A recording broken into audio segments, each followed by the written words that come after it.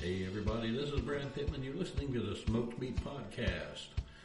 I had a chance to get up to Gatlinburg recently with a wife and family, and I got to sit down and talk with Erik Dobell, master mentalist and magician in the Iris Theater in downtown Gatlinburg at the Space Needle. We talked wrestling, we talked magic, we talked about a lot of different things. Thanks to Joe's Underground at 8th Broad in Augusta, Georgia for sponsoring this podcast. I think you're really going to enjoy it. Now just sit back and enjoy Smoked Meat. All right, everybody, you're listening to the Smoked Meat Podcast. I'm your host, Brad Pittman. Today I'm here in the beautiful Gatlinburg, Tennessee in the Iris Theater with the star of the Impossibilities show, Erik Dobell. Hey, everyone, how are you doing? Well, you can't answer me because you're a podcast and you're probably listening to this in the future, I'm presuming. Somebody did. Somebody did. You can answer me how you're doing. Maybe the people listening cannot. But I'm sure they're doing good because they're listening to a podcast, which is a beautiful thing. And not just any of this podcast. So it's like they're in Gatlinburg with us. So that's the great thing. Yes. Kind of adjust this a little bit. There we go. Which is, I think, like 4th or 5th best actually being in Gatlinburg, right? Yeah. Yeah, I love Gatlinburg. It's a great place. I haven't been in about a year, and my wife decided to come down, and I said, well, let's see what we got going on. And I saw this show. I'm like, I got to get with these guys. Yeah, well, I appreciate you guys sending us that email. Right. Yeah, I'm really excited to be here. And Gatlinburg's great. I'm very lucky I get to live here. So I get to experience the Great Smoky Mountains every day in all types of different weather. Yeah. And I get a fried dough whenever I want. Yeah, I've seen some of your videos where you're going like your Ripley's and showing some of your favorite things to do. Oh, yeah. It must be awesome. It's fun. Yeah. Yeah, well, I got real lucky, too, because we were doing those, originally, we were doing our YouTube channel, which if you guys want to subscribe, it's Impossibilities Show on YouTube. We were doing those originally with our channel to kind of get subscribers, and now I do that professionally for this business called Mobile Brochure. We do the Mobro Adventure series. So now they just send me off to all sorts of things. I did horse riding beginning of the year. I would never go horse riding normally, but I got to go do horse riding for Mobro, and I loved it. It's really cool. I just had a brainstorm. You need to get the Jonas Brothers up here to go with you. Joe Mobro. Joe Bro Mobro. Oh, yeah. We need to get the Jonas Brothers hooked in with what we do, period. Oh, yeah. That would be, do you have the hookup with the Jonas Brothers? Man, oh, man. They're still a big deal, right? Yeah, they are. And, you know, it's funny. I always respected them because my kids grew up during the Hannah Montana and all that. Yeah. I think I paid for her first 6 cars. But, you know, the Jonas Brothers, through everything, they were always family. You never heard any kind of scandals. You never heard, okay, Nick just got this transvestite hooker knocked up. Yeah. It was always, hey, the Jonas Brothers. You don't hear that with a lot of musicians now, period. Yeah. Like, you just don't hear about scandals anymore. It's really crazy how that has changed. Yeah, I don't think they're not getting into them. I think we just don't really care anymore. I actually think they're not getting into it like they were. I think you see these people ruin their lives, throw their careers away to drugs and alcohol and all that other stuff. And I think they're just being smarter about it. They saw what happened. Yeah. Plus, also a lot of these people are young kids now, and young kids are not doing drugs like they used to. They're not having sex like they used to. All that stuff's been going down. Well, I can vouch for when I was growing up. Apparently, everybody else was doing drugs and having sex. I was not. So, You seem upset about this. I was not so much the drugs part, but the other. Really, come on, oh, brother. I was about to say throw me a bone, but nope, never mind. You know, and another thing I loved about them, you know, I'm a comedian. Yeah. You're a magician, mentalist, and you know it's an art form. It is. But I understand my art. You know, you understand yours. I hate when musicians. Not when they want to grow as an artist, but the Jonas Brothers always understood, okay, my fans are outgrowing me, but guess what? There's another crop of 12-year-olds coming up, and they have money and stuff that they don't have yet. And they just kept playing to that, and it was awesome. It wasn't that they were selling out, it's they knew their market. Reeking of that desperation that happens to so many people that do that kind of music. Yeah. They're just appealing to, they're changing markets. Imagine that. Yeah. Didn't That's see that. Taylor Swift, though, too, isn't it? Like, she kind of grew with her fans, is what it looks like. Well, when she first started, she didn't have a lot of dating experience, and if you notice, most of her songs, in my opinion, are about guys that she's broken up with. Yeah, so that's all pop music. Yeah. People want to pick on Taylor Swift, but that's all pop music. It's all about relationship trouble. You see, I'm that old man now, and I don't know when I became this. Yeah. When I was young, I grew up in the heyday of metal. Hair metal was my thing. Yeah. And now, instead of embracing new music, my iPad and my iPod all have, Metallica, Iron Maiden, Def Leppard, and the rest of everything else is garbage. And I've become that old man. I'm waiting to scream, "Get off my lawn" at somebody. Well, that happens to everybody. I was reading a study about that a while ago, and they said people stop listening to new music. Like, they just stop listening to new music. I think it was some crazy, it was like 20 or something. Like, really young, you just stop. Although I wonder if that's going away now, too, because of things like the internet, where you can just, shuffle a playlist and discover all sorts of new music. Oh, no, my kids still listen to crap. My oldest daughter is into K-pop. Have you heard this? Oh, I love K-pop. Do you speak? I lived in Korea for about a year. Okay, so you probably do speak some Korean. No, not a lick. Because here's the thing. I was over there because my wife was teaching English, and I was going over there to visit her. Long story. I was bouncing back and forth. So total, I was there for probably about a year. I did take some classes and all that. Like, if you don't use it, you lose it kind of a thing. Oh, yeah. I didn't have to use it because everybody in Korea, under a certain age, has to learn English. You're welcome, Eric's wife. So just about everybody in Korea spoke English, and then my Korean was terrible, so it was easier for them to speak English to me than it was for me to speak Korean. Basically, I never used it. I can't even say hello and thank you. Well, I got along just fine without speaking, which I should be embarrassed to admit, but I think it's interesting. I didn't need it. Well, would you like me to ruin K-pop for you? I don't know if you can, because I think I know what you're going to tell me, and I think I already know. You're going to talk about how it works, right? No, okay. I'm not. Well, what is it? I grew up with Menudo. I understand how the boy bands work. Yeah. Well, the K-pop stuff is on a whole other level. That is a farm. I don't think it's too harsh of a word for it. Pretty much. Yeah, it's really bizarre. This really pisses my daughter off when I tell her this. Yeah. Because she is heavy into it. She'll print out baseball cards with them and laminate them. Yeah. How do you know they're not singing about soup? If you speak Korean. Yeah, exactly. Yeah, that's a good point. I'm presuming because it's pop music, they're singing about the exact same stuff they sing about here. They could be singing about really good soup and why they broke up with a chick that can make it. But you know what? I mean, songs about soup, if it's a good song, I don't know if I care. There we go. I'm trying to think of songs about soup. There's got to be something. I can't even think of a Campbell's jingle. I'm kind of disappointed. 300 pounds, I can't think of a food commercial. Oh, man. Yeah, it's not about that, so. But, yeah, I mean, I listen to all that good stuff. And my kids, I try to get them to listen to Kid Rock at least. Or, just Waylon Jennings, anything a little bit older. And I try and tell them, look, this is these guys' inspiration. Well, you inspired them to not sound like that, so I'm not listening. Really? Come on. They're killing me. They're killing me. I don't know what the inspiration is for K-pop, actually. It's got to be American, or maybe that's just being Western of me, but it's got to be just standard pop music. But I don't know, it draws from a lot of different things, I guess. It's good. It's really good music. If they were North Korean, the inspiration would be the recording studio has electricity. Yeah. I have a feeling they don't have good pop music there. Oh, man. Yeah, that's scary stuff. Yeah. You watch Family Guy? I do. You see the episode where they went to Korea? I did not. There's actually two. I did not, but I'm fairly aware that I do look a little bit like Peter Griffin. A little bit. Now that you mention it, yeah, with a beard though. Yeah, well, Petey can't grow a beard, so.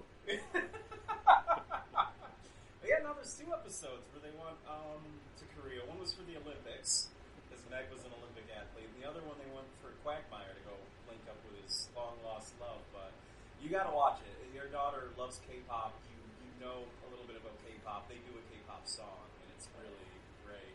Yeah. I will be watching this when I get back to the room. So I know just look it up on YouTube or try to find the whole episode. It's a really good episode. Oh, yeah. Yeah, and let us know in the comments section, what's your favorite K-pop song? And your favorite K-pop group, because I've been to 2 concerts, by the way. I've been to one. I waited outside, but I was Yeah. there. And I am Oh, so... you go. Oh, I no, see. hell no, I didn't go back in. Yeah, because the concerts were in Atlanta, and, my daughter's, she was 17, 18 years old, and she's never been in Atlanta alone, so I'm not going to leave her there. Yeah. And holy crap. It's intense. It is a different world. Girls who normally would do their hair all nice had it up in cat ears. Yeah. And that's just confusing as hell. It's like, yeah. Well, that's another new style too that it just cracks me up. I dig it. I think it's fun, But I'll be walking down the street and somebody will have cat ears and a tail. No, well, look where we are. You know what is coming back though? More. You know where you saw that a lot was in Vegas. Oh, I was there last October. I so want to go to Vegas. Oh, Vegas is fun. Oh man. Yeah. You never been? I've never been. Really? Yeah. No, you got to check out Vegas. Vegas isn't ready for Daddy. Believe it or not, it's not an expensive trip. Yeah. They got planes out of Knoxville that'll take you there for like $100 or something. And it's not too expensive as long as you don't gamble. Yeah. Because I'm that's why it's not too expensive is because everybody else goes there and gambles. You're talking to the guy who walked around. I bought a $5 ticket for the games. Yeah. And I walked around it. I'd have been here 10 minutes earlier, but I walked around there pissed off because I couldn't find somewhere to spend the two credits that were left on the ticket. That's me. Ski ball's like 6 credits. That's some garbage. Yeah. Yeah, that is garbage. You're talking about this, where we are here. Well, not so much. It's just I'm cheap. But this is the arcade that we do come to every time out of all of them in Gatlinburg, and that's just not me sucking up because I'm here. No, it's because it's the best Gatlinburg or the best arcade in the Smokies. It is an awesome arcade. I love this one. And right on top of it is the Gatlinburg Space Needle. And they've got the Impossibilities show. Holy crap. Yes. I was going to leave that for last. But yes, also home of Impossibilities, playing nightly at the Gatlinburg Space Needle. And pizza. And pizza. And giant pizza. That pizza's bigger than your head. Oh, man, that's some pretty big pizza. That's giant pizza. And they make it bigger. Oh, they make like a 30-inch pizza or something. Holy crap, I could take it down. Yeah. Oh, I could too. Oh, yeah. That's the problem with pizza. I could eat it. Yeah. I could eat it until I die. Do you like to eat hot things? Like spicy things? Yeah. You know what? I used to. They do this thing here every year called the Chili Festival.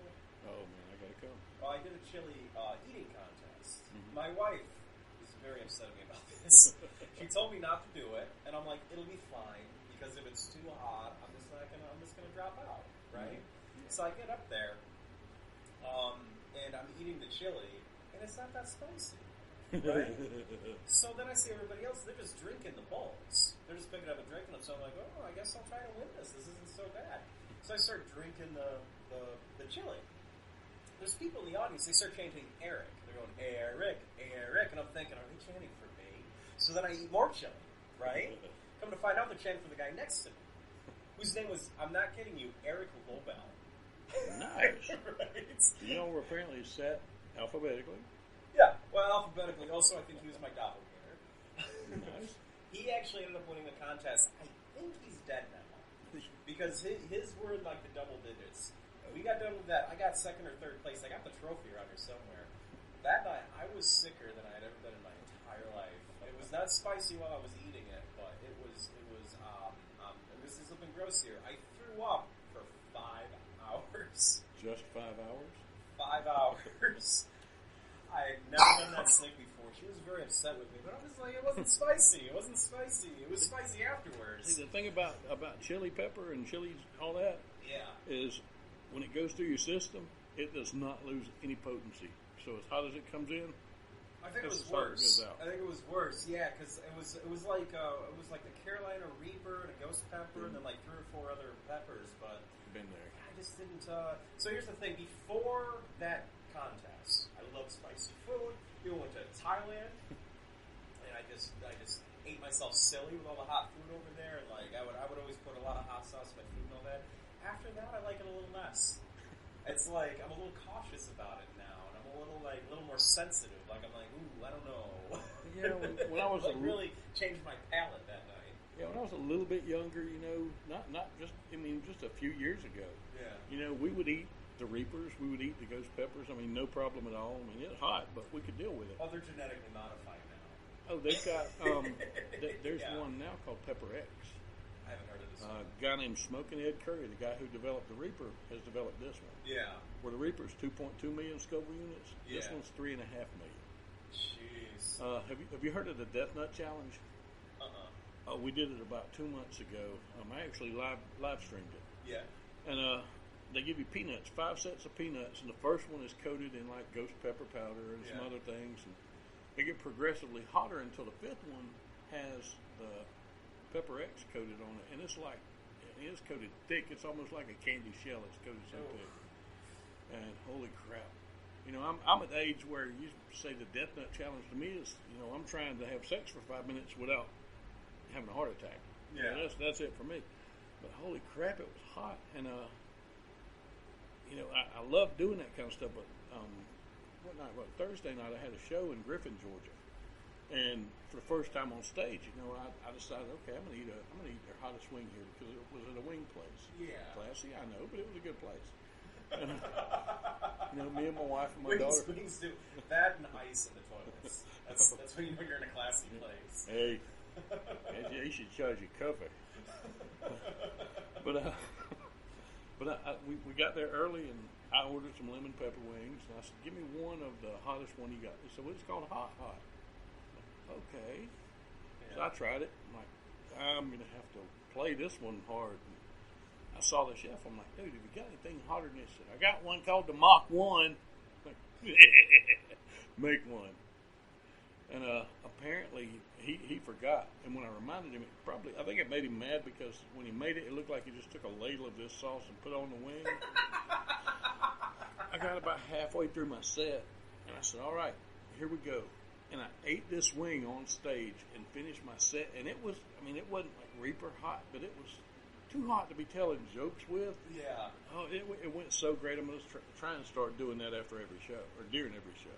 Eat really hot wings. Yeah. If nothing else, you get a free wing. I mean, who's not up for that?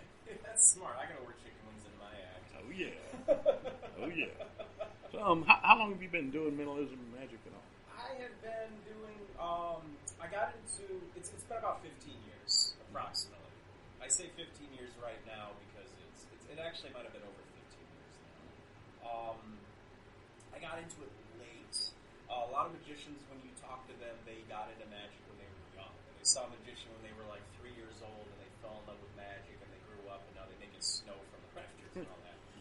I was about 20 or 21. Early 20s, maybe late teens. I was at a mall in Ithaca, New York, and I saw this guy selling magic tricks, a little store, a little kiosk. Which I don't think a lot of people know that word anymore. That's where all the great magic tricks come from. Yeah. Well, actually, a lot of them do. That is true, yeah. The really good magic shops and stuff are not the places you would think. It is kind of surprising. But this guy, so he did some tricks for me, and I'd never seen magic before in person. I'd seen it on TV. Magic on TV is not that great. It is now, actually. It's changed a lot since I was a kid. But before, I just wasn't really my thing, you know. Magic's really one of those things you want to see in person. This is the first time I saw it in person. So I bought some tricks, and that was it. You know, and I wanted to be a magician. So shortly after that, I started doing community theater, which kind of got my feet wet with that. And I just started to slowly realize I wanted to be, I always knew I wanted to be a performer. I wanted to be a professional wrestler. I'll just edit something in there. Remember, folks, 1-800-FLOWERS. Flowers and, what is it, mattresses? 1-800 mattresses. On the podcasts. Yes, and we've got a bunch of lawyers in Atlanta. Yep, and don't forget to listen to your companion podcast about real-life murders. That I've committed. So yeah, when I was a kid, I wanted to be a wrestler, a pro wrestler, but, you know, I held on to that dream until I was about 18 or 19, and I realized I'm about 5'5". Wrestlers aren't 5'5". There are some exceptions, like Spike Dudley, I think, was short, but that was kind of like his thing. He was laggy. Yeah, but you're not. There are no 5'5" wrestlers. No. Yeah, not that make it anywhere east. Oddly enough, you know, when I was on the fire department years ago, I had this kid that was one of my Explorer Scouts. Yeah. And when he grew up, he got a little bit older and became a full-time firefighter, and he decided to go to Atlanta and take wrestling lessons. Yeah. And everybody laughed at him, and now he is a referee for WWE. Wow. What's his name? D.A. Brewer. D.A. Brewer? Yeah, he's on NXT. Really? Yeah, and That's I found cool. out that they've been on the WWE Network, but now they're coming to USA Network. He's going to be on TV. I heard about that. Yeah, I heard that they're going to start pushing that more. Yeah, apparently it's doing really well for them. Yeah, that's just awesome. I love it when people, find out what they want to do and they go for it, no matter what anybody says. And poof, they get it. A lot of people laugh at me too. When this is if you want to do something, you got to get used to people thinking you suck. Pretty much. I'm a professional. I used to do magic. I don't do it so much after the stroke anymore. One, because I just haven't done a lot in a long time. Yeah. But my magic training came from a very, very different place. Yeah. When I was a firefighter, one of my big things was education, teaching kids. Yeah. You teach a kid, and if I'm up in front of them in a uniform, I've got them for 5 minutes. Mm-hmm. And I found out in Georgia they have a class called Alternative Teaching Methods. Yeah. And I went to the fire academy and took it, and it's a week of clown school. I'm a certified freaking clown. Really? Yes. That's a dying breed. Yeah, for good reason. No, not all clowns. My clown. All the clowns I know are great. My clown was named Murray. That's a good clown. Yeah, he was awesome.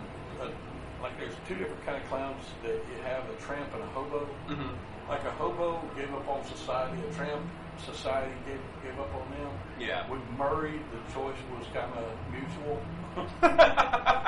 his voice is what, it was his downfall, his voice was. Yeah. Because it lent itself to cussing so bad. His backstory was he was the appliance king of Parsippany, New Jersey. Uh-huh. Let me see if I can do Murray's voice again. And I'm going to do it the way that I was terrified that I was going to do it in front of 5,000 kids. Hello, you little bastards. That was Murray's voice. And I was so afraid I was going to do that.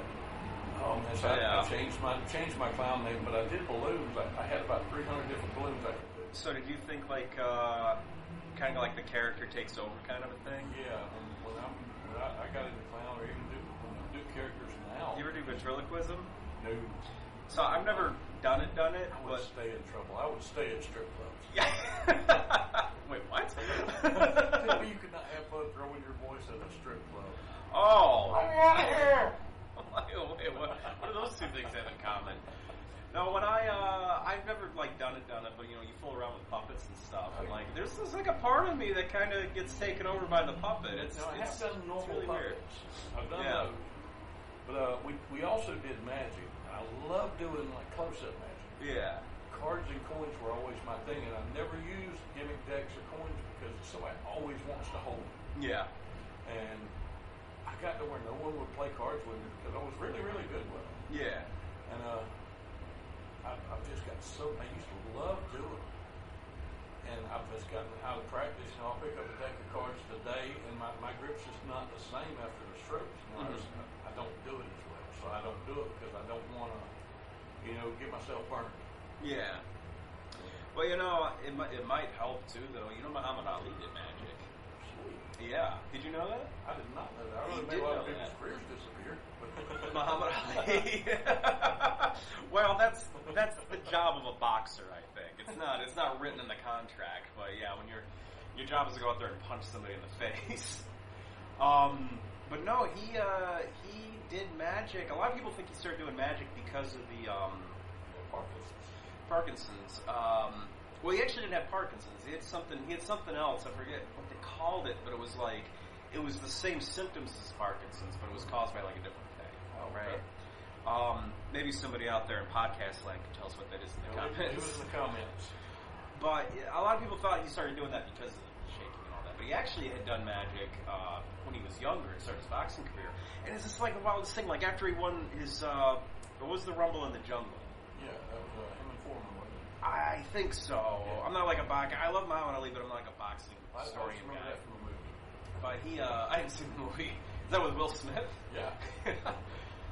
He after the fight, instead of going out drinking and partying like you would expect a boxer to do, he's sitting on a porch, stone cold sober, doing magic tricks for kids.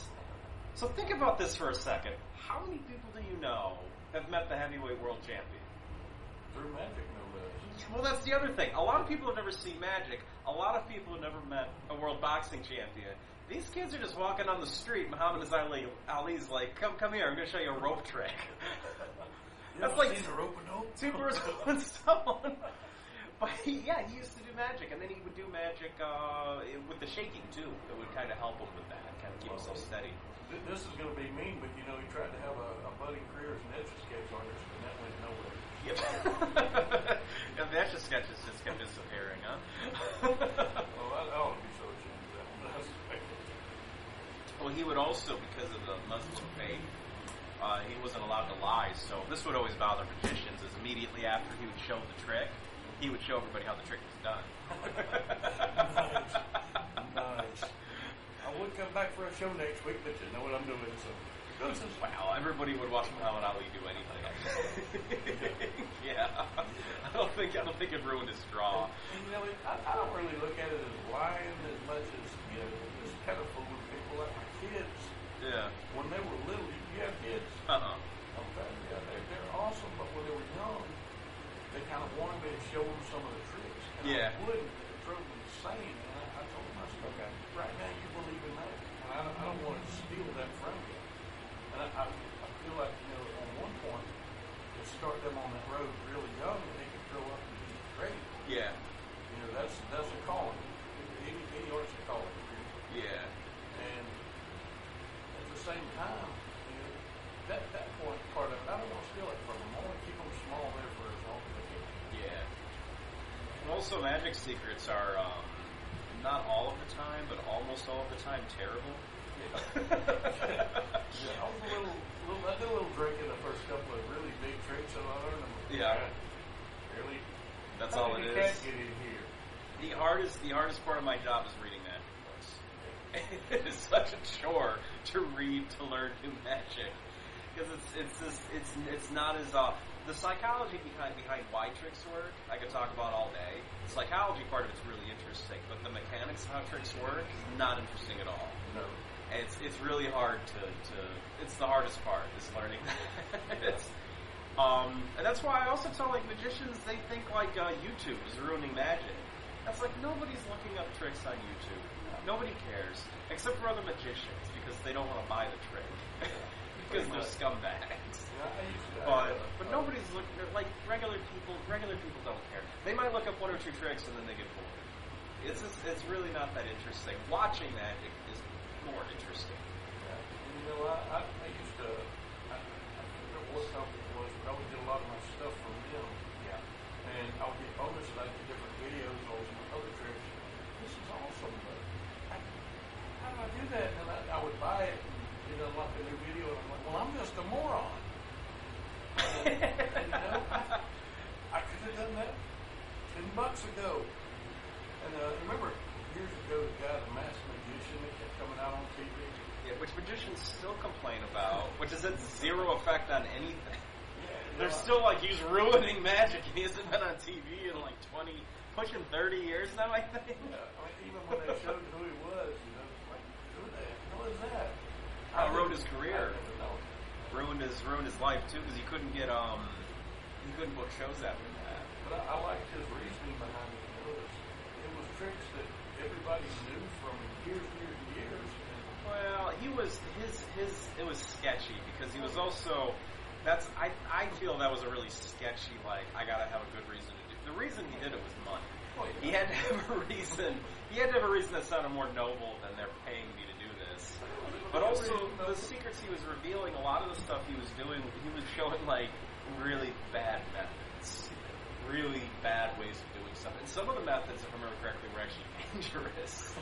And a lot of the stuff was not really how people were still doing it. So even that was kind of, yeah.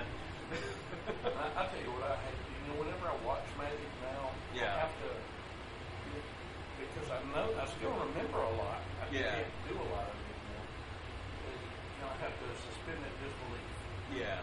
Because if I don't, I'm sitting there watching them okay, this is, there it is, okay, I see how he's going to do this now. Yeah. In order to enjoy it, I gotta make my brain go,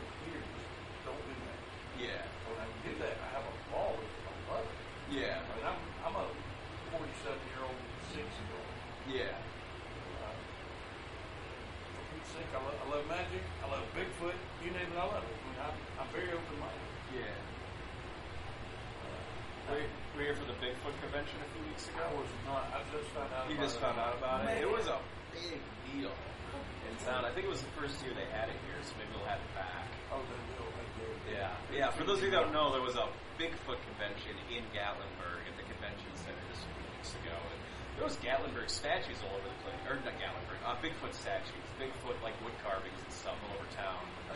It was really a hoot. You know, and I believe in Bigfoot. I do. Yeah. I believe that something is out there. We're discovering new species of animals every day. Yeah, well, especially with the ice melting. Oh, look, a bear thawed out. It's pushing it more inland. But, you know, and I don't want to make anybody that's in the Squatch community mad. Yes, I did air quotes. Yeah. For what I'm about to say, but it has got to be said. Come on. If it's there, it's an animal. Period. We've got people out there that believe that, you know, they correlate that with UFO sightings. Okay? Yeah. Bigfoot is dropped off by UFO. How do you know, I would not want to be able to approach anyway but by a Bigfoot. Really? You see those hands?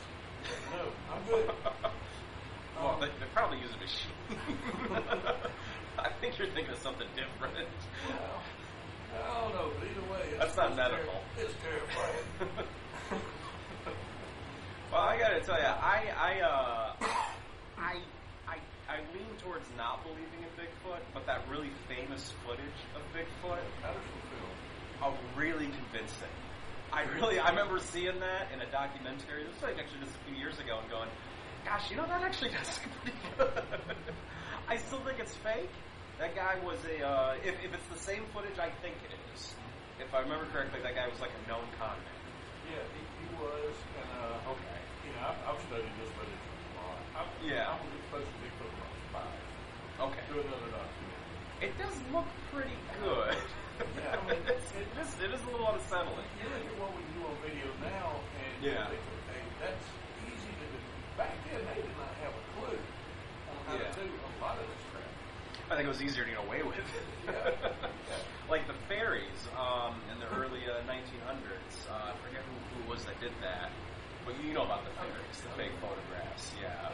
Or the Fox sisters that started spiritualism in America. Were making people think that they were just speaking to ghosts, they would crack their toes. you know that story? Boy, did they feel bad in later life, too. Yeah, look at the limping psychics.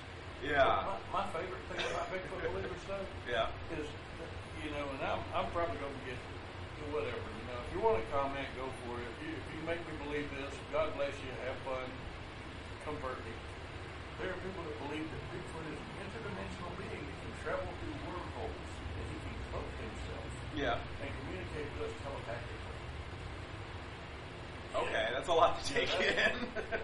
That's He's Doctor Who, is what it sounds like. Yeah. I never thought about that. Dr. Bigfoot. Yeah, they don't harp on his psychic powers much, but he has them. Yeah. I never thought of that. That's awesome. But yeah, I mean, and that's the one that you're pouring a little bit on. You're trying to find your niche way too hard. It's an animal. Go hunt for it. Yeah. It'll still be fun. I'm going to do a podcast from a Sasquatch hunt. Yeah. And I think that's going to be amazing. Another one I'm going to do, I got to find a place that's haunted. Yeah. You know, I used to ghost hunt also. Yeah. And there's some ghost hunting around here. They do like ghost stores and I stuff. want to find a place that's haunted and somebody that's scared to death of going ghost hunting. Yeah. And take them. Do you believe in ghosts? I do. You want to hear a couple of funny stories? I do. So, I don't believe in ghosts. Me and my friends one Halloween went on a ghost tour thinking that it was like it was on Halloween. So we show up to this house and they tell us there's a woman upstairs. She's talking to us and she's walking backwards. She's talking about her life and her death. And I'm thinking, this is going to be cool. There's going to be an actor up there doing the crab walk like in the movies, spin pea soup.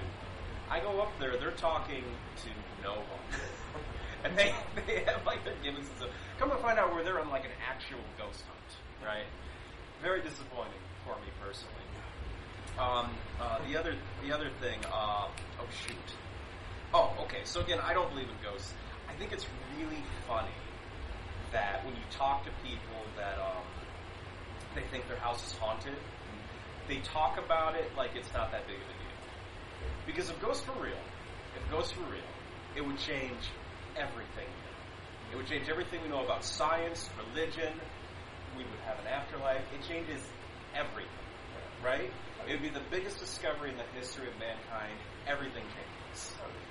But when people have a ghost in their house, they're like, oh yeah, there's a ghost upstairs. They knock over books sometimes. He moves my keys. No whoop. If he hears something, it's just Charlie, the dead guy.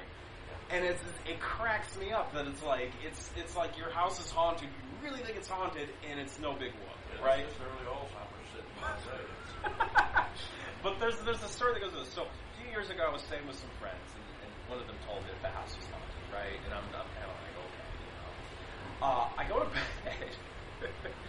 I wake up the next morning. I know nobody else is in the house because they kind of told me they were leaving. So I'm the only one in the house right now. I'm just kind of laying in bed, like daydreaming. I hear voices. I hear talking, and I freak out. I'm like, oh my god, there's a ghost in the house. I think there's a real ghost. So I get up, I'm looking around, I'm opening doors, I'm looking in cabinets, I'm looking all over the place. Finally, I make it all the way downstairs, and they just left the Golf Channel on. Nice. The only thing would have been better if that been Sesame Street. Sesame keeps counting to me. See, I would have recognized Sesame Street, but I think when you're talking about golf, you're half awake anyways. You're just, it sounded like a ghost. You know, and I've never actually seen what they call a full-bodied apparition. I've never seen that. But, you know, I would be very excited. I would shit myself. I'm not even going to lie. Yeah. I'd be going. I would say that in movies and stuff, like if I saw a ghost floating in front of me, I think I'd be really excited.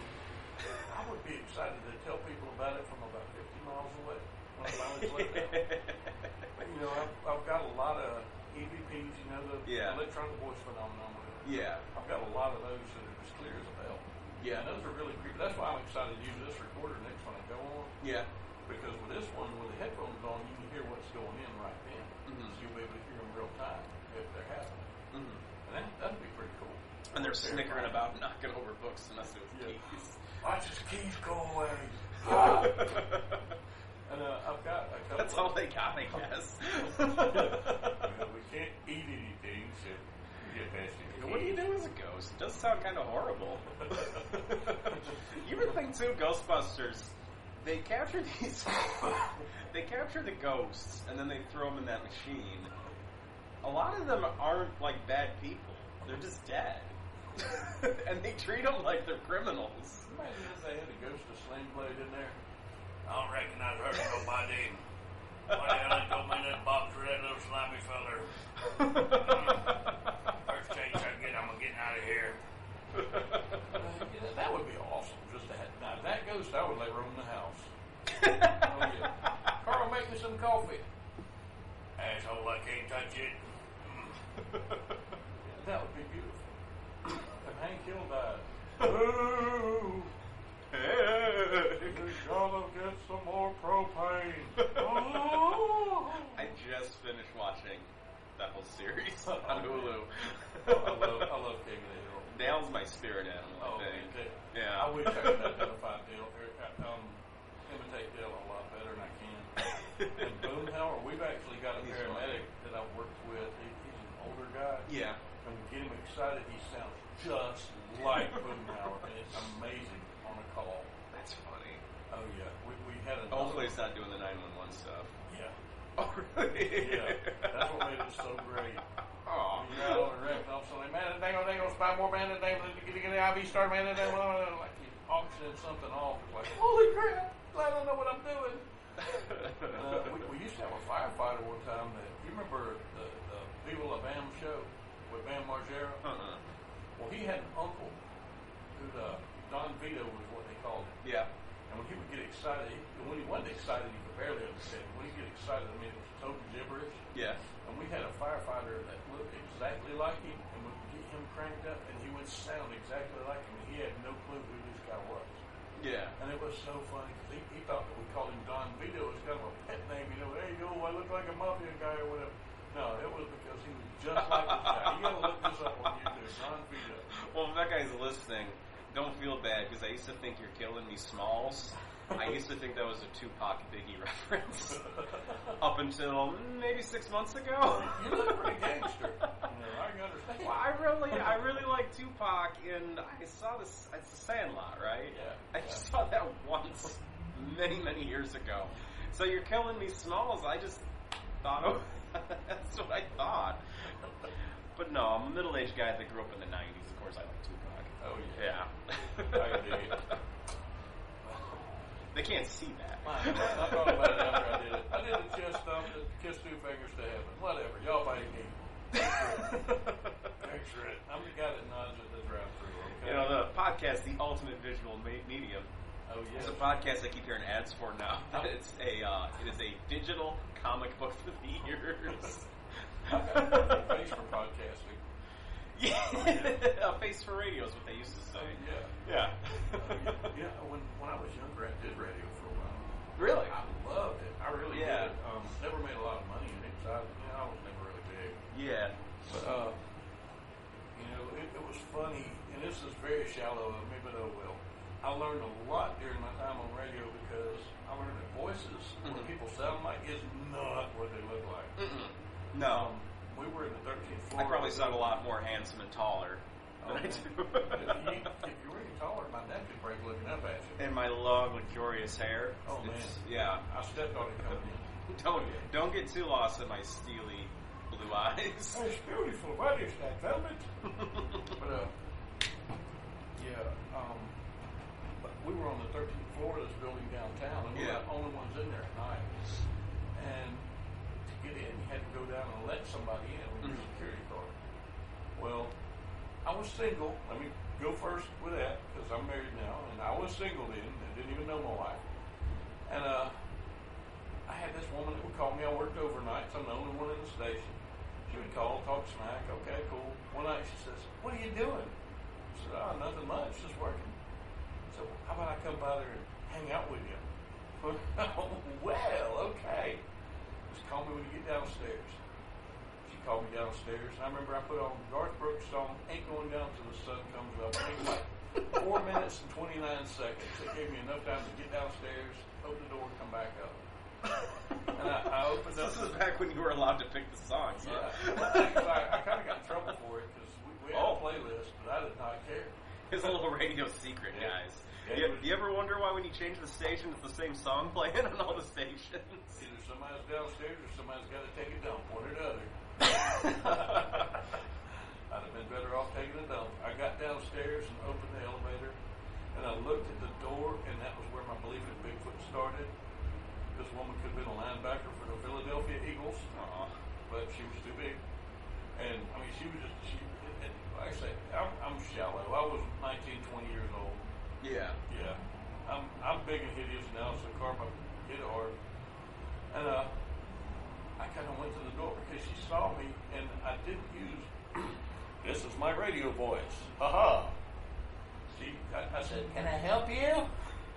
She said, "Yeah, I'm looking for Brad Bailey. He's supposed to let me in." "Who's that?" "He works for the radio station." "That's 4 buildings down." And I got back in the elevator, boom, I'm gone. Well, a few minutes later, she called me and said, "I can't find you." I'm like, "Look, my boss just came in. I can't see anybody right now." And I feel so terrible for that, but it taught me, the voice, and it don't match ever. So, caveat emptor. Well, you speak Latin. Just that. I actually learned that off of, what movie was it I watched the other day? Oh, man, I'm so terrible. I watched it. I can't remember the name of it. I'll edit this part. Was it Endgame? It was not. I have not watched any of the Avengers movies. No spoilers. I'm that guy. Oh, man. I'll think of it. Not a big deal. Yeah. But that is my Latin. And on my tattoo on my leg, it says "always in the fight." So, In Latin? In Latin. Yeah. What is it in Latin? Hang on. He's looking at his leg, guys. Semper Simperillis. Simperilli. Something like that. Let us know in the comments. See, I actually got that tattoo 2 weeks after the strokes. Yep. See, I always, I listen to a lot of podcasts. I'll always, when I'm listening to a podcast for a while, I would generally Google the hosts just because I'm curious. Yeah. And yeah, it never matches up. It's really super weird. Yeah. But yeah, it's just one of those things, I guess. Yeah. Oh, yeah. Which, like I said, my radio voice and my appearance were not even close. Yeah. I'm So you had a radio voice? Yes, this here is my radio voice. You're listening to Brad Bailey here on Big Country 107.7, playing your all-time favorites in today's hot new country, Big Country. That's good. That was my radio A lot voice. of tone there. Oh, yeah. That got skills. I dated a girl whose mom dated a radio DJ, and I remember the first time I met him, it was unbelievable because it was the first time I met a radio DJ. I've since met many since then, but this guy never not talked like that. He told me he went to radio school. He learned to talk like this all the time. Well, not like that, but like a radio DJ. Yeah. And he never turned it off. Day, morning, night, didn't matter how tired he was, he always sounded like he was on the radio. That would drive me. I'm going to have to try that for like a whole day one day. All right, honey, would you like some cornflakes? Breakfast of champions. Oh, that didn't agree with my stomach. I'm going to have to go drop a great big deuce. Yeah, it was, you got used to it after a while, but it was weird. But you get really good at it, I guess. Yeah. I mean, Yeah. when it's your bread and butter, but I've always been an EMS since I've been an adult. Yeah. I just kind of did that part-time. It was fun. See, I always talk like a mentalist. Nice. Now, as a mentalist, I've always been fairly quick-witted, quick-minded. I've never been, my mind's never been quick in that way. Mm-hmm. Like, if you heckle me right now, I'm quick enough I can hit you from like 12 different points and you never see any of them coming. Yeah. But, you know, I've never been that quick and that good. You know. Mm-hmm. And what got you to the mentalism part? Well, mentalism, I'm actually not super quick on my feet, to be honest with you. Mentalism I really had to work at. And a lot of people think you must be so good at reading people and talking to people and quick on your feet. I'm none of those things. In fact, when I'm not on stage, I'm a little awkward. I'm a little hard to talk to. I turn a lot of people off when they first meet me. You got to kind of get to know me a little bit before people really start to like me. It's a problem I have. So I really had to work at mentalism. It was not natural for me, but I became interested in it because I got into magic, and then I found out about mentalism shortly after, and it just fascinated me, the idea that I'm not really sure how to explain it, because it's like a lot of the ways magicians and mentalists explain it, I just don't agree with it. I'm a little interested in psychic frauds and how that works, but not interested enough to be like a driving point to it. But there's something about reading somebody's mind, or at least giving the illusion of reading somebody's mind. Like, if you ever had somebody do a trick for you like that, it's really startling, and it's really beautiful, and it's really fun. There's something about it. And also the performance of it really interested me, because I did not grow up watching Copperfield. I did not grow up watching any magic at all. So for me, magic was not people on stage with music and boxes and girls. I thought magic, stand-up comedians. You're on stage by yourself. Not even that, because I didn't even watch The Amazing Jonathan, and he does a lot of pop comedy and stuff. I was thinking like George Carlin and Lenny Bruce. These people, they're on stage with like a stool. That's what I pictured with mentalists. And something about that was very appealing to me too. You're just on stage, it's just doing sort of it's hard to explain, but that's kind of what I pictured in my head, and that's what really attracted me to it. And also reading about it in the books, because again, like the magic, I didn't have anything to connect it to because I hadn't seen a lot of magicians. So I was sort of picturing everything in my head a little different than how you would normally see it before. Which I still do, because to be honest with you, I still don't watch a lot of magic. A lot of it doesn't appeal to me, so I don't. Kind of gives you your own spin on it. your own fresh. I think it helps. I think you have to be aware of things, and you have to know the classics and stuff like that. But I see no reason. Like, I know people that will watch like everything to do with magic, no matter how good or bad it is, and I cannot do that. I just can't. Yeah, it gets a little aggravating sometimes because the really, really, really good stuff. Yeah. It's kind of like comedians. Some of my jokes. I've got my go-to material sometimes. Yeah. I ate the pepper the other night. Let's go do a new material after that. I did something I've done 1,000 times, but I knew I wouldn't have to concentrate on it. If this went Oh yeah. Yeah. We all have stuff like that. And a lot of comics and musicians will get so comfortable with that material that's you see them 5 years from now and hey, guess what? Yeah. Would anybody like fire extinguishers? It's the same thing all over and over. Well, you got to keep.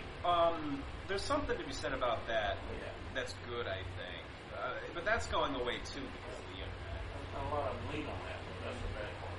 I guess it depends. I guess it depends. It's like Matt King. You know Matt King? Yeah. He's been doing that act more or less for like 20 or 30 years, and it's the best show of anything I've ever seen. Period. Just not just like best magic show, one of the best shows in general. But it's because he does it every night, and that's how Old Broadway used to work. These people would do these amazing acts, but they would also do like the same 15 minutes for like 30 years, and they got really, really good at it. That kind of specialization is gone now because you have to constantly come up with new stuff. People are constantly fed. Yeah, well, you can look it up online. One person records their act, you got to come up with new stuff. And I think that's kind of a bad thing because you're not going to get people that are great at something because they can't, because I guess I have to be looking for new material. But you also have to change with the times. I mean, like I always joke with my friends too, you can tell when a magician became interested in magic by the music they use. Because they will use, if they grew up watching David Copperfield, they're playing like Ace of Base behind their magic. They don't change their music even. And like sometimes you do have to update that stuff. Like David Copperfield's not doing the same. He might be doing the same tricks he did. Well, he's not. He's doing some of the same stuff he did like 20 years ago. But he's not using the same music. You do have to change stuff. And kind of update it for the times. Here comes that old magician. Def Leppard was my go-to music. Oh yeah. There's people that do that too. They play like heavy metal magic. Have you seen that? I have not. There's two guys that are doing it right now. They do like hair metal they do magic with hair metal. Yeah, I saw one of them in Vegas. It was good. Yeah, you gotta look it up. It's really interesting. Yeah. I saw a magician not long ago, and his name is escaping me. But he's a young guy, and he doesn't speak through the whole thing. And he uses a lot of props. Yeah. He's a comedy magician. And he hums through this whole thing. Humps. You may have seen the video. I heard he like it. I can't think of his name, but on the front of his box it says knick-knack for wick-wack, tic-tac for wick-wack. Have you ever seen this video? No, I don't think so. I'll have to find it for you. I can't think of his name, but he gets the story across so great. I'm sitting there watching him do it, really good magic, and I'm just cackling because he's so funny to do it. And I like stuff like that that's different. Yeah. Somebody, while he looks like he's messing up, he's just boom. Yeah. He's messing this trick up, and all of a sudden over here, boom, something brilliant. Yeah. I like it. Yeah. I love originality. Not even so much originality, but being able to make something new. Yeah. Like with comedy, even. There are just so many different things you can tell jokes about. Yeah. I mean, I'm probably not the first guy that ever said eat a chicken. Yeah. There's a. But have you eaten it on an airplane? I need sponsors, y'all. Come on, Delta. I'm cheap. There's a show on YouTube called The Hot Ones. Have you ever watched it? I've heard of it. Yeah. You need to watch it. Where Sean Evans actually learned that king wings escalate hot sauces. Yeah. Ask celebrities questions. That was kind of my inspiration for what I did, with the wing. And it wasn't copying.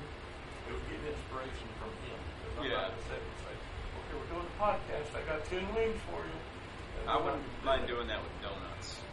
Not spicy, just donuts. Newsletter is not just sprinkle.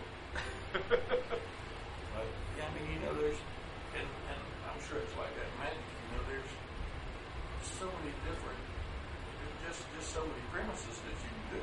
Yeah. But you can make them all your own. You know, I used to like Jay Sankey's stuff a lot. Oh, he's great. Yeah. He'll take tricks that people had seen 1,000 times and just put his own little spin on them. Yeah, just turn them on their head. Oh, yeah. I used to love doing this stuff. You've seen his YouTube videos, right? It's been a while. It's funny, everything, so I used to buy all of his stuff when it came out, and he released all of it online for free. His YouTube channel. If you're listening to this and you're interested in magic, I have people that always ask about YouTube videos. Go to Jay Sankey's channel. Everything's like varying degrees of difficulty, of course. But a lot of it's pretty easy to do, and it's all free. And it's all stuff that I used to do. That was his LML publishing set was my restaurant actually for a lot of years.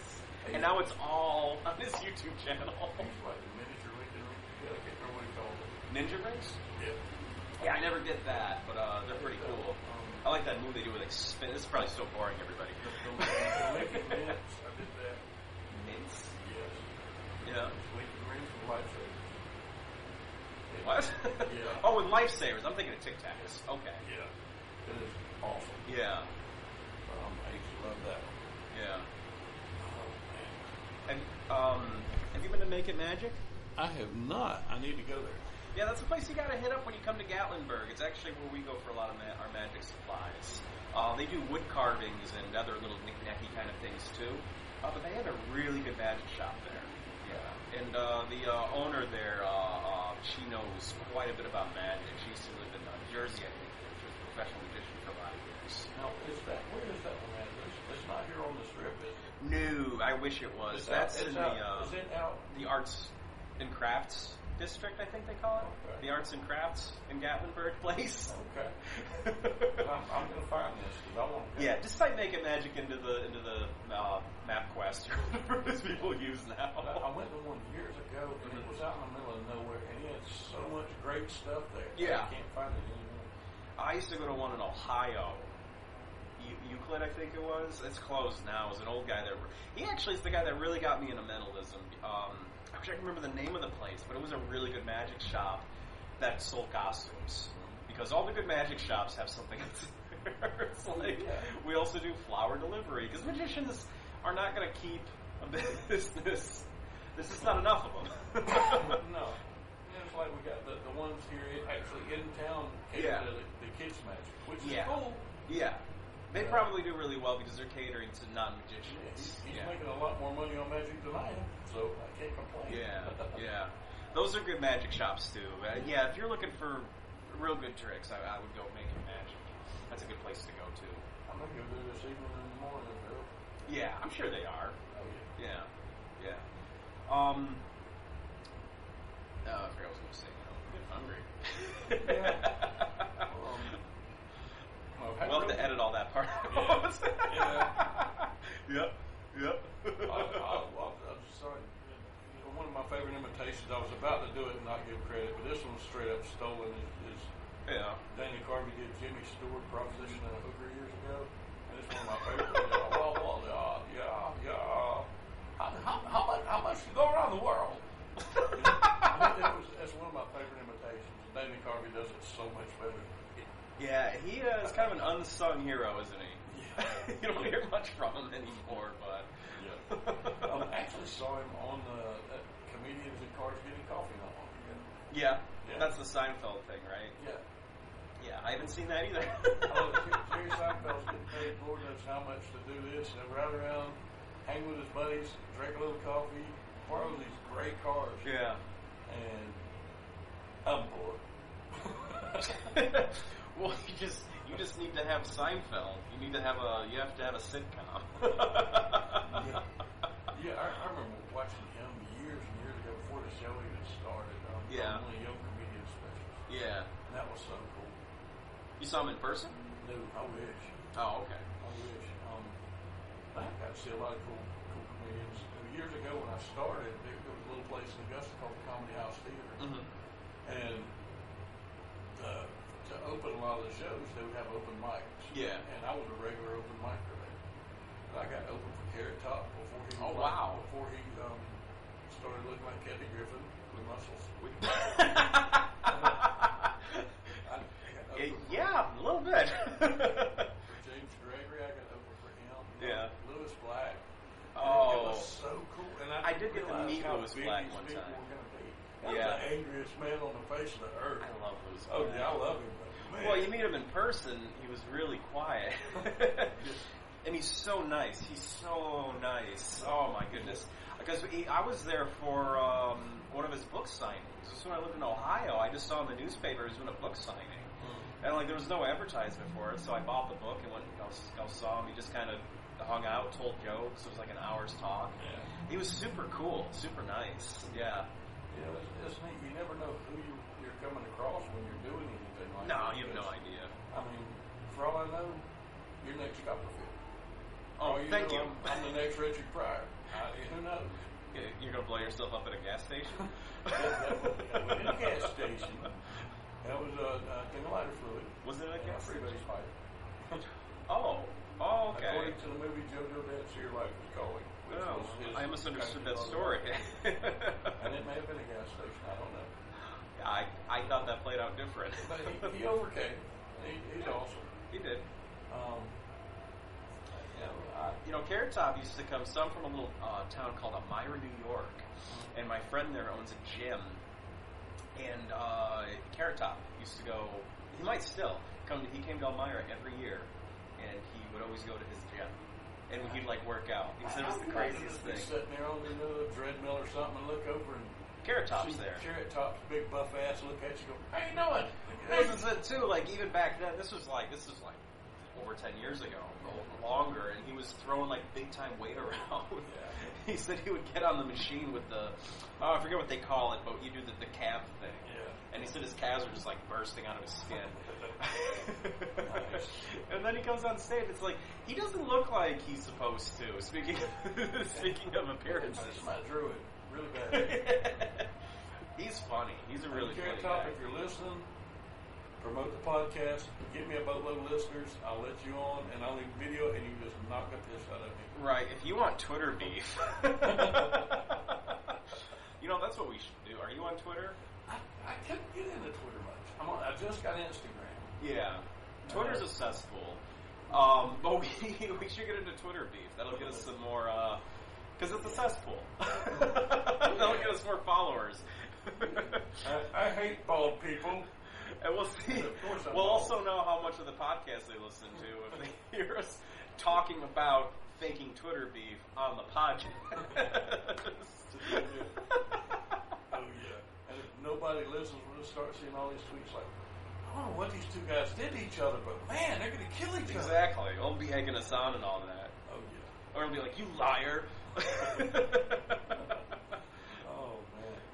Well, I know you've got a show start getting ready for here in a little bit. Yeah, we do. Yeah, you mind if I say a little bit about the show? Tell anything about it. Plug it, Yeah. man. Do you do? So, the show is called Impossibilities. It's a comedy, magic, and mind-reading show. We're located at the Gatlinburg Space Needle in Gatlinburg, Tennessee. If you haven't been to Gatlinburg, we're actually right in the middle of town. The Gatlinburg Space Needle is a 400-foot observation deck. It's one of the iconic fixtures in town. Any picture you've seen of Gatlinburg, of the skyline, has the Space Needle in it. That's where we're located, right in the theater. It's called the Iris Theater. It's a family show, despite this podcast. It is I tried really hard, but it's a family-friendly show, comedy, magic, and mind reading, 100% interactive. Very good chance you'll actually get to be part of the show when you arrive. And if you want to learn more, you can go to iristheater.com. And also follow us on Facebook at Impossibilities Show. Just type Impossibilities Magic Show into the search bar. We'll pop up. Hit the like button. Send us a message. Let us know where you found out about us. And also YouTube. Hit the subscribe button. Impossibilities Magic Show on YouTube. We do magic videos, also videos about living here in the Smokies. And we're on Twitter, of course, too. Best Magic Show. We were just talking about that. Follow us on Twitter. Interact. Maybe not make it such a cesspool. On Instagram, Impossibilities_show. And I think that's all I need to say about that. Yeah. That's all I got to say about that. That's all I got to say about that. You got any questions or comments about the show? Just shoot us a message. Yeah, but I've had a great time. Or I tell you what, this will be fun. If you got a good, I wanted to be a pro wrestler when I was a kid. If you got a good pro wrestling name for me, maybe a good finisher name, let me know. That'd be a fun contest. Oh yeah, you could do the middle moon slam. Well, my wife were talking the other day about funny people doing yoga, and we thought about Macho Man doing yoga. Ooh, yoga! Diamond Dallas Page has DDP yoga. Yes. He's saving lives. There's a man better than I will ever be. Yeah. Also, I'm just going to throw this out there for any of the wrestling fans out there. Diamond Cutter, probably the greatest move in wrestling ever, right? I can dig it. I mean, it's either that or the Stone Cold Stunner, which is very close to the same thing. See, I'm going old school with the heart punch. Heart punch is really Heart good. punch is gangster. Heart punch doesn't get enough credit. I love any finishing move where it's just hitting the guy really hard. Yeah. That's where it's like, wrestling's really hard for me to watch now, but that's one of the things, it's like everything's so complicated. They're doing like all these weird holds and flips and stuff. Just hit the guy. Yeah. Just reach over, punch him in the chest. Punch him in the heart. Yeah, it's like, what's the move? Oh, I punch him in the chest. What does that do? Stops his heart. Yeah, I'm not sure. I think my grandma did that a time or two on us. Yeah. Or the throat punch. There was a guy. There was this guy years ago. I think his name was Umaga. That he had his thumb taped up. Thumb, yeah. And he would just punch a guy in the neck with his thumb. And you see, you're like, that's silly. And then the more you thought about it, you're like, that's not silly. Yeah, all the lead in your neck. Yeah, that's. Yeah. Don't hit me. It would really hurt somebody. Ooh. Oh, man. Randy Orton for a while was just kicking people in the head. That was kind of boss. And if you don't watch wrestling, you're going to think this talk is crazy. And you're right. Google it, trust me. Yeah. Trust me. He was... Yeah, I love wrestling. That's the Hulk Hogan leg drop. New wrestling fans are like, that's silly. It's like his leg must weigh like 60 pounds. You're silly.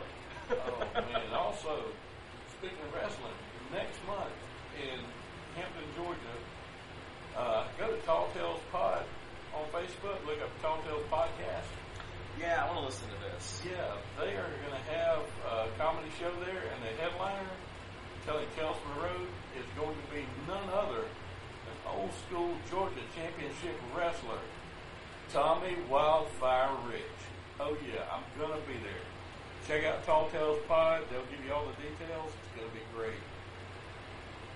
Well, that's our time for today. Thank y'all so much for listening. Hit the subscribe button and enjoy. Yeah. Oh, wait. Before you go. Yeah. For the audience watching, let's do our special handshake. That'll work.